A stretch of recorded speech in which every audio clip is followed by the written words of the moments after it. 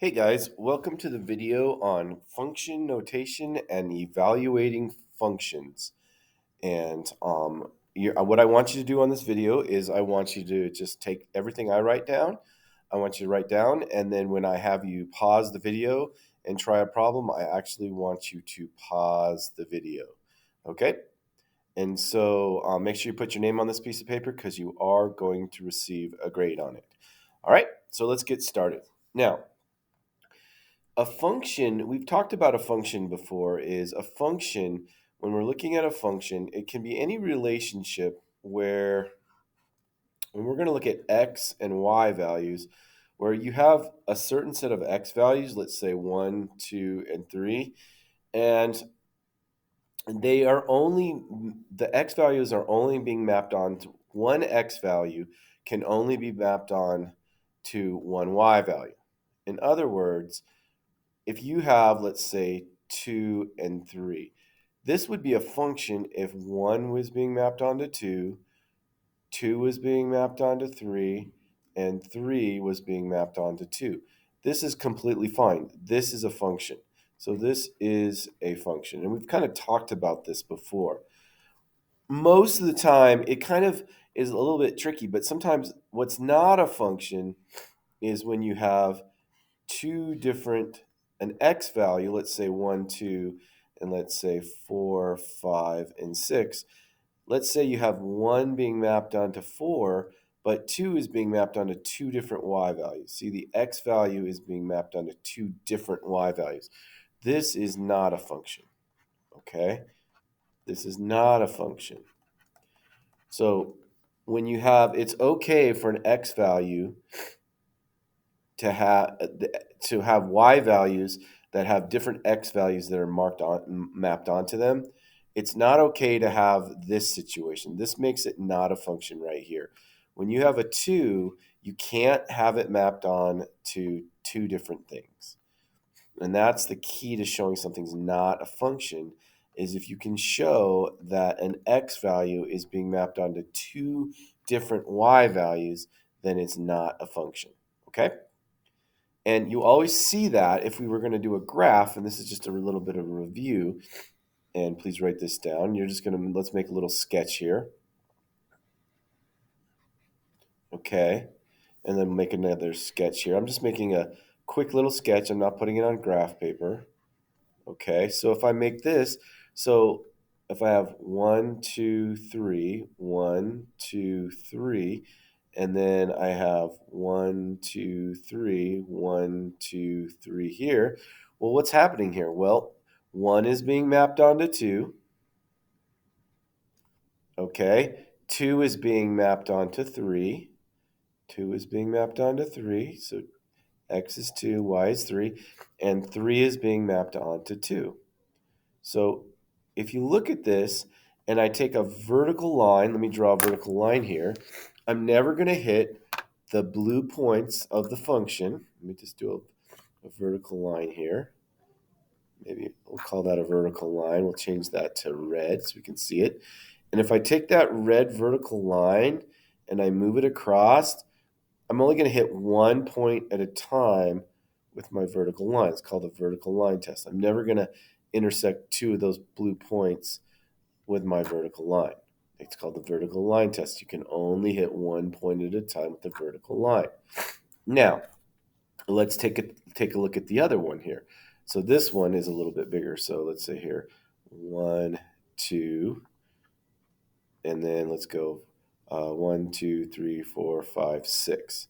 So 1, 2, 3, 4. It's kind of hard. 5, 6. So the first one is 1 is being mapped onto 4. So 1 is being mapped onto 4 right here. Okay. 2 though is being mapped onto 5, and 2 is also being mapped onto 6. So this situation looks like this. And what will happen is if you take this vertical line here and take it across your function, let me grab this vertical line. Come on, vertical line. Let me grab it. No, I don't want the whole thing to come with it. Here, I'll make a new vertical line here. If I take a new vertical line here and I take it across my function. Right here, it's hard to run a hard time stopping here. Right here, it fails because it's hitting these two. If I moved it over just a little bit to the left here, it's going to hit this red line right here is going to hit these 2 points at the same time. So it fails the vertical line test. So that's another way to see it's not a function that you can hit when 2 points are vertical from each other on the graph, or you can hit the graph in 2 different places. It's not a function. You can only hit the graph one time with a vertical line. Okay, so that's called the vertical line test. And we've talked about that. Vertical line test to decide if something is a function or not. Vertical line test. All right, let me write that down. Vertical line test. So if you can hit a point, more than one point with a vertical line, like in this example right here, it's not a function. If you can't hit more than one point with a vertical line, like this one right here, it is a function. So if it's a function, and we're using x and y values, if it's a function, we can write it as y equals, okay? We can write it as y equals. Now, you're probably used to having the most famous y equals mx plus b equation. This is what we call slope-intercept. This is called slope-intercept. Slope-intercept. Slope-intercept form. Now, slope-intercept form is a function. Okay, so slope-intercept form is a function. It's in function form. So the reason we like slope-intercept so much is that it's in function form. And function form is always y equals y by itself, and then all the other stuff, the x's and all this x, we'll call it the x and other stuff over here. So function form means that y is by itself on the usually on the left side, and then x and the other stuff is over here. Now the other stuff, and that could be, it could be numbers, it could be plus signs, minus signs, and other things, parentheses. There's lots of other stuff you can have over here, but on this side, all you want is y, and that is what we call function form. Okay? Now, there's a way that we like to write. Instead of writing y, there's another way to write it, and it means the exact same thing. It's called f of x. Okay? So this is going to be more common as you move on in your math class in high school. And you guys are getting close to high school, so I'm starting to show you guys some high school math here. This is called, the way we say it is f of x. Okay, the way this is said right here, this is f of x. Now, why would we want to replace the y with an f of x? So let me show you here. Let's come up with an equation. So let's say, let me move down here, and we'll call this example 1, that we want to generate a table using the equation. So what we want to do, and I want you to write this down, we want to generate a table of values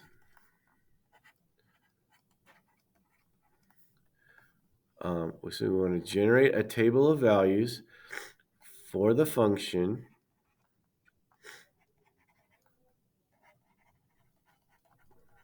and we'll start with a linear function. Y equals negative 2x plus 7. And let's go for x values negative 3 through positive 3. Okay? This means little negative 3 through positive 3. All right? So let's go ahead and see how we can do that. So instead of writing, I'm going to replace the y with an f of x. Okay? So now I'm going to say, instead of saying y equals negative 2x plus 7, I'm going to say f of x equals negative 2x plus 7. So nothing I've really done so far. All I've done is just replace the left side y with this f of x thing, okay? So now what I'm going to do now is we're going to generate a table. And so I'm going to just write over here, I'm going to write f of x instead of writing y. Remember, y is f of x. And if you want to even say f of x equals y, that's fine. And then we're going to put an x right here. Actually, I want to switch this. My bad. Sorry, I made that mistake. We want to let's put our x values on this side. Sorry. And let's put our y equals f of x on this side. Okay? Now, the x values are predetermined. We already know what x values we want to use. We want to use negative 3. We want to use negative 2. We want to use negative 1, 0, 1, 2, and 3. Okay? So we already have predetermined, just the problem itself has already predetermined what x values we're going to put into this function. So what's the first x value we're going to put in? Yeah, the first x value in our list is negative 3, right? We got it from here, and then we put it into a table. So how can we use this f of x notation to show we're going to do negative 3 for x? So what we're going to do, instead of writing an x in this parentheses right here, we're going to put a negative 3 in because that's our first x value. And then over here, every time we see an x, we're going to replace it with a negative 3. We're going to replace it with a negative 3. See that? And then on the left side, we are going to just do the math. So we have negative 2 times negative 3 is positive 6, and positive 6 plus 7 is what? That's 13, right? So we get 13. So f of negative 3 equals 13. And then we put a 13 right here for the negative 3 value. So it's not very different than what we've been doing, right? So what's the next f of x value we want to put in? Now, instead of putting a negative 3 into this equation, we now want to put a negative 2 into this equation. So the cool thing about this f of x notation is you can always see the x value you're putting into your function. If it was just a y, then you wouldn't see what number you're putting in each time. But now that we changed it to f of x, we can put, every time we see an x value in there, we're going to put a negative 2 in now. So instead of having an x, we're going to replace it with a negative 2 because that's the next x value that I'm going to use. 1 second here.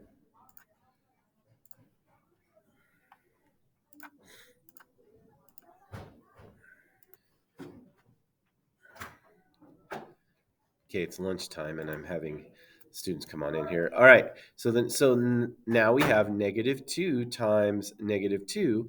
Well, that's positive 4. So now positive 4 plus 7. Well, what's 4 plus 7? Well, that's 11. See that?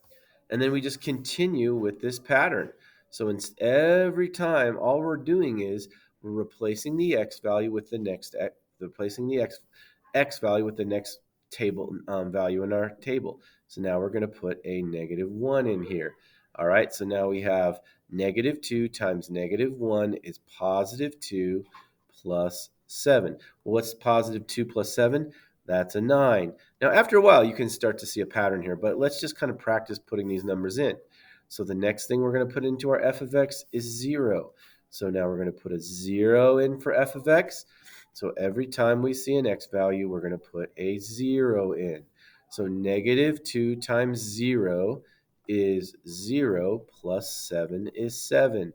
So we're going to put a 7 right here. Okay? So now the next number we're going to put in is a 1. So we're going to find f of 1. So every time we see an x value, we just put a 1 in.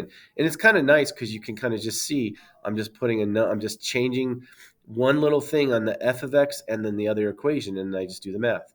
Well, what's negative 2 times 1? Negative 2. Negative 2 plus positive 7. What's that? I think that's 5, right? Okay, and you can see, guys, we're dropping. What are we dropping by? 2 every time, right? We're dropping by 2, but it's good to see this one. This is all right. So now, um, let's put in a positive 2 here for f of x. We're going to put in a positive 2, and you should be writing this down. So negative 2 times positive 2 is negative 4. Negative 4 plus 7 is 3. So we could write f of 2 equals positive 3. And then obviously the last one is a 3. We can put a 3 in for x. So now we just say, well, what is f of 3? F of 3 is negative 2 times 3, which is negative 6 plus 7. Negative 6 plus 7 is 1. And what we've done is we've generated a table for the function f of x equals negative 2x plus 7 using these specific x values. Okay, so you always want to kind of predetermine what your x values are. All right, so here's what I want you to do. I want you to write down this function, and I'm going to give you the function. I'll make it a linear function so you can practice. F of x equals 1 half x plus 3. And then I want you to evaluate the following functions. I want you to generate a table. I want you to generate a table just like we did before with x equal to negative 2. Let's discuss. Sorry, my bad. Let's go. Negative 4, negative 2, 0, 2, and 4. I want you to generate a table. So go ahead and pause the video right now, okay? And then, oh, and by the way, I am going to give you a secret code in here also today, so be listening for the secret code. So your job is to generate a table. Let me set the table up for you, and then you can go here. So this is f. This is f of x. And then the x values we want to plug in are negative 4, negative 2, 0, 2, and 4. And those are the x values we want to plug in to our function. All right, pause the video, generate the table. Hey, welcome back. Hopefully you did okay with this. Let's see how you did. Well, the first number we wanted to put in was a negative 4. So we want to evaluate f of negative 4 equals. So every time we see an x value, we're going to put in a negative 4. And since I have fractions, I'm going to put a 1 underneath that 4. Even though I don't need to, I'm going to put it there just because it'll help me with my fractions. Now remember, we always have to multiply before we add. So I got to multiply straight across. So I get 1 times negative 4 is negative 4. 1 second, I got to take a quick pause here. Quick pause. So just sit quietly. All right, sorry about that, guys. I had to lecture some students in here. So we have 1 times negative 4 is negative 4. 2 times 1 is 2, plus 3. Now, always simplify your fractions. Negative 4 divided by 2 is negative 2. Negative 2 plus 3. Seems to be an issue with a lot of kids, but negative 2 plus 3 is positive 1 because you subtract and keep the bigger sign on this one. All right, so the next one we're going to plug in is we're going to figure out what f of negative 2 is. We're going to figure out f of negative 2. So I'm kind of just recycling my work here. You probably need to write it down because you won't want to erase this much stuff. It's easier for me to erase. So now I'm going to put a negative 2 over 1. I'm finding f of negative 2. And I put a 1 underneath it just so I can multiply straight across. So now I'm going to multiply straight across. 1 times negative 2 is negative 2. 2 times 1 is 2 plus 3. Okay? Now multiply straight across. So we already did that. So we multiply straight across. Now simplify it. Negative 2 divided by 2 is negative 1. Negative 1 plus 3 was the last math problem I need to do. Negative 1 plus 3 is positive 2. So I'm going to get a positive 2 here. See that? All right, what's the next value I'm going to plug in? Well, yeah, the next value I'm going to plug in is 0. So now I want to figure out what f of 0 is. So now I'm going to put in a 0 for x. And notice, guys, this isn't anything we really have been doing differently. It's just a little bit of notation that's different now. So in high school, you will come across this f of x notation, and I want you to be good at it. Okay, so let's do the math. What's 1/2 times 0? 1/2 times 0 is 0. And then we have 0 plus 3, so 0 plus 3 is 3. And I bet you can see the pattern happening here, but let's practice using our our evaluating skills, our f of x skills. The next one we're going to put in is a 2. So now we're going to figure out what f of 2 is. So every time we see an x, we're going to say 2. So f of 2 equals 1/2 times 2 plus 3. And again, I like to put a 2 over 1 underneath this so I can multiply straight across. 1 times 2 is 2. 2 times 1 is 2. So I get 2 over 2 plus 3. And then what I do is I reduce. So 2 over 2 is 1. 1 plus 3 equals 4. So f of 2 equals 4. And so I put a 4 here. Now, I bet you can guess that what f of 4 is. You can obviously see that we're increasing. This is a linear pattern. And so we're increasing by 1. When this is linear, we increase by 1, or the same amount each time. In this case, it's 1. But let's just do the math really quick for fun, and I want you to show that. So now what I want to do is I want to find f of 4. Well, what is f of 4? F of 4, every time I see a x value, I'm going to put a 4 in there, and I'll put a 1 underneath that, multiply straight across. So now I get 4 over 2 plus 3, and then 4 over 2 is 2, so now I get 2 plus 3, and obviously 2 plus 3 is 5, and that's where that 5 would go. So hopefully you were able to generate this table because you were supposed to do this on your own. And again, and then one thing I want to show you, and I want you to write this down, okay? This is a linear, even if I didn't know this was a linear equation, okay? And notice it's linear because x is not in the denominator, x is not being raised to a power or anything like that, so this is linear. And if you can see why it's linear, because as x values go up by, it looks like we're going up by 2 in our x values, we're consistently going up by 2 in our x values, it looks like we're going up by 1 in our y values. Our rate of change is the same each time. See how we're increasing by 1 every time? That pattern is always just adding 1. It's easy to find. Linear patterns are really easy to find sometimes. Now, let's go ahead and do a non-linear pattern really quick, all right? So why don't we write this down? Non-linear. Non-linear. Okay, so let me, 1 second here. All right, now remember, guys, nonlinear, there's a lot of things that make things nonlinear, but I'm going to use a function that's nonlinear that looks like this. I'm going to say f of x equals 2x squared plus 3. Now, right away, you can see it's nonlinear because we're taking an x and we're raising it to a power. Whenever we take a variable x and we raise it to a power other than 1, because if it was raised to 1, it would just be 2x, right? But now we have 2x squared, or 2x to the second, plus 3. And you're going to see that this is going to be a non-linear function. So let's generate a table. Now let's put some x and y values in there. Well, let's put x equals, let's go -3 through 3, just like we did in that first example, okay? So let's generate a table for x equals -3 through +3. So we have our x table, and then we have our f of x here. And then we're going to put in -3, -2, -1, 0, 1, 2, and 3. So this is going to be a pretty darn big table. Excuse me. Goodness. Oh, this is a good sneeze. I got one more too. Oh, excuse me.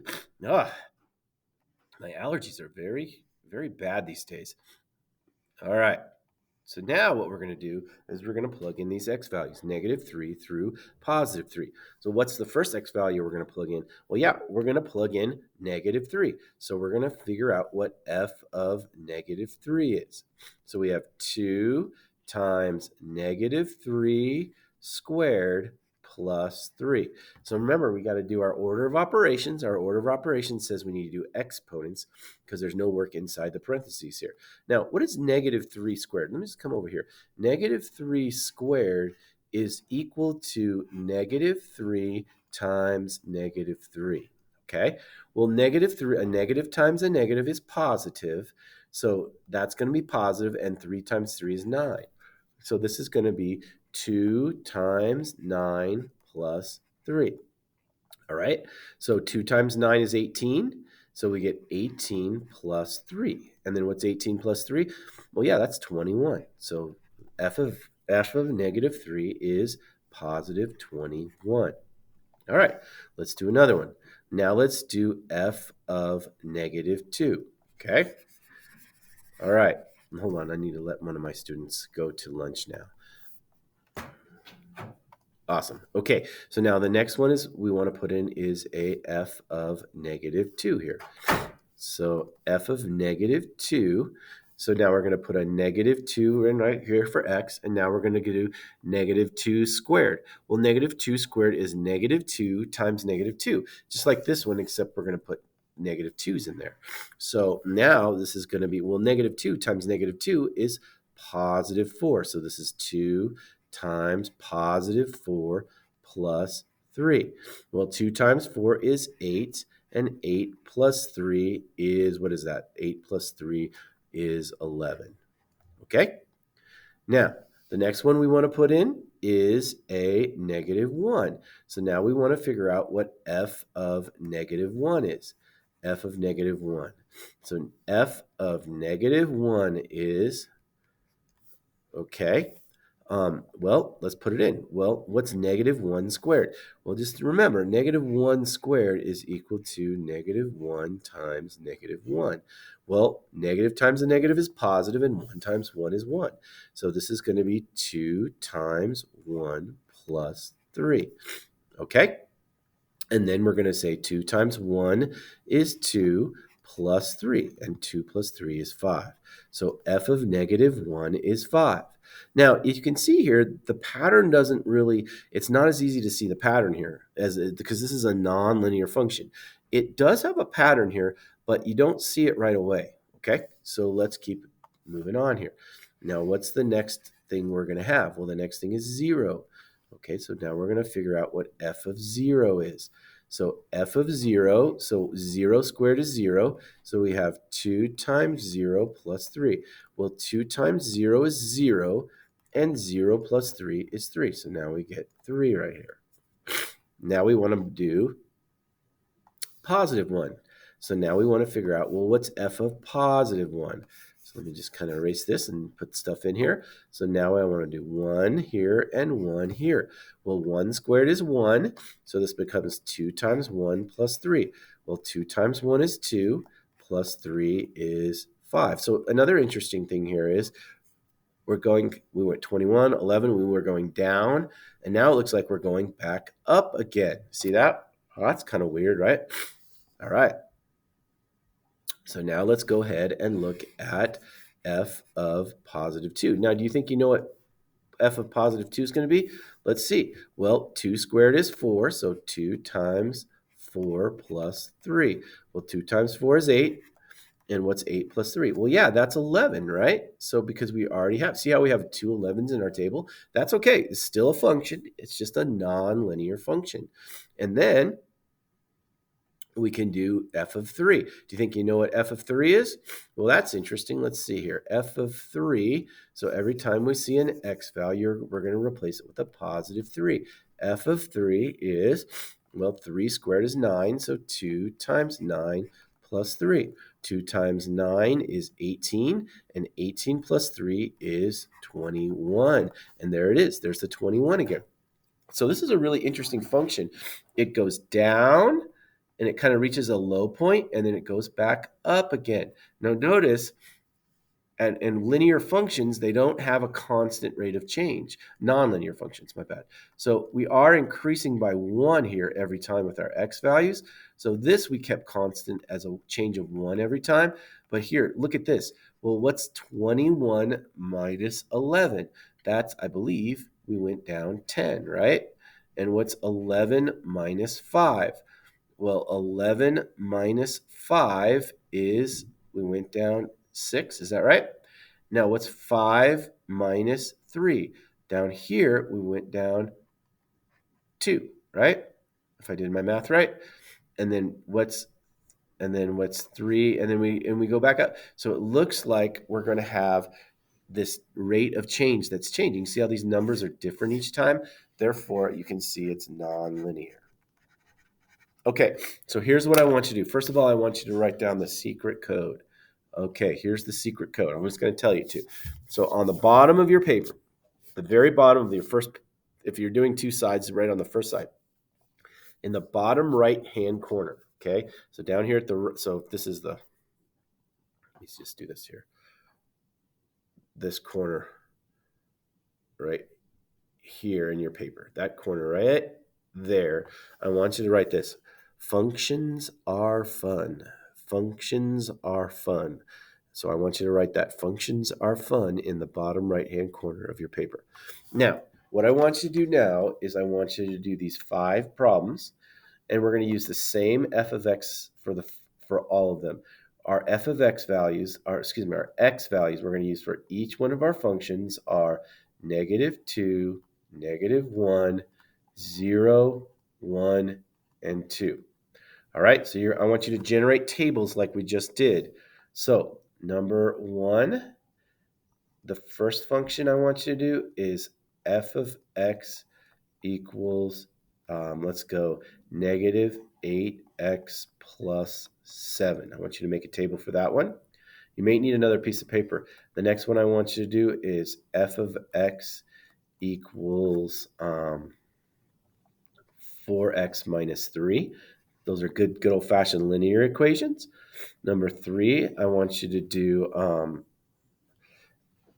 f of x equals -x plus 4. Now, be careful what number is really connected to this negative. And I'm not going to tell you. You just have to know there's a secret number in front of this negative sign that you have to know is there. Number 4, I want you to do, and so these are all, the first 3 are linear. So you'll get a pattern in there. These are linear functions. And then I want to give you 2 nonlinear functions. The next one is f of x equals, let's go, x squared minus 5. X squared minus 5. And the last one I want you to do, I want you to do a cubed function. So f of x equals x cubed minus, let's do x cubed plus 6. Now remember, one little hint here. Hint, if we were going to do, we'll just do f of -2 first. So if we were going to do f of -2, we'll just do the f of -2 is equal to -2 to the third power plus 6. Now, what is -2 to the third power? Let me just go up here like this. -2 to the third power is -2 times -2 times -2. See that? Well, -2 times -2 is +4. 4 times -2 is -8.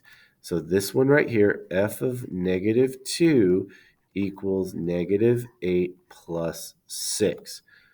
Well, what's f of -2 is equal to, what's -8 plus 6?